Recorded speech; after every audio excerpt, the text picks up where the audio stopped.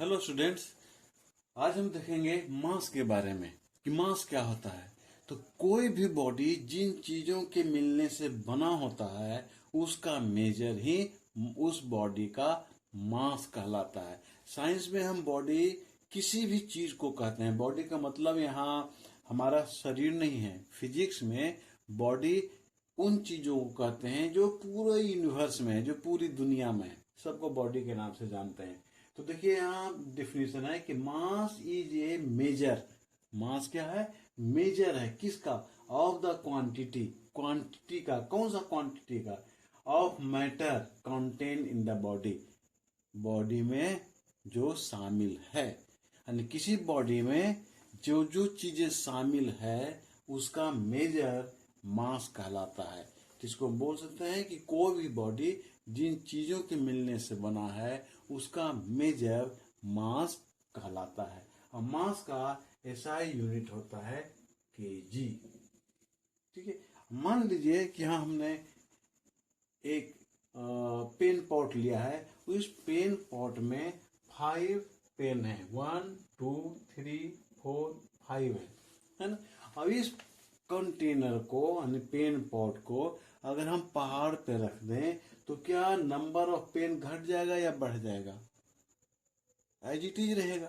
अगर हम तालाब में रख दें, पेड़ पर रख दें, मून पे रख दें या ओशियन में रख दें या हम अपने घर के छत पे रख दें, कहीं भी रखें तो नंबर ऑफ पेन 5 है तो 5 ही रहेगा। वो 5 की जगह पर 6 या 5 की जगह पर 4 नहीं हो पाएगा। एज इट इज रहेगा। ये बताता है कि मास चेंज नहीं होता। ठीक है ना। ये कंटेनर 5 पेन के मिलने से बना है और एक कंटेनर भी किसी चीज के मिलने से बना होगा। तो इस पूरे कंटेनर को हम कहीं भी रख देंगे तो ना तो कंटेनर चेंज होगा और ना ही नंबर ऑफ पेन चेंज होगा। तो मास चेंज नहीं होता। ठीक है। फॉर एग्जाम्पल,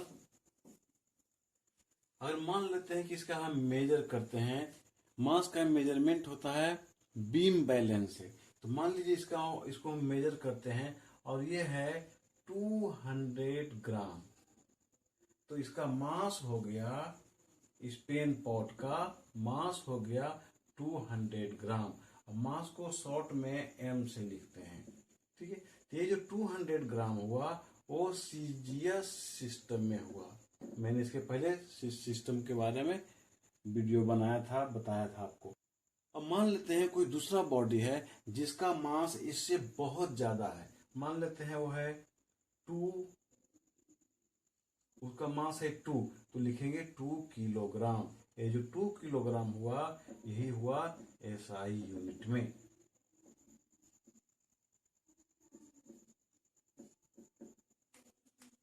ठीक है। तो हम समझते हैं कि ये आपको क्लियर हो गया होगा। फिर हम नेक्स्ट वीडियो में मिलते हैं। तब तक आप अपना ख्याल रखें।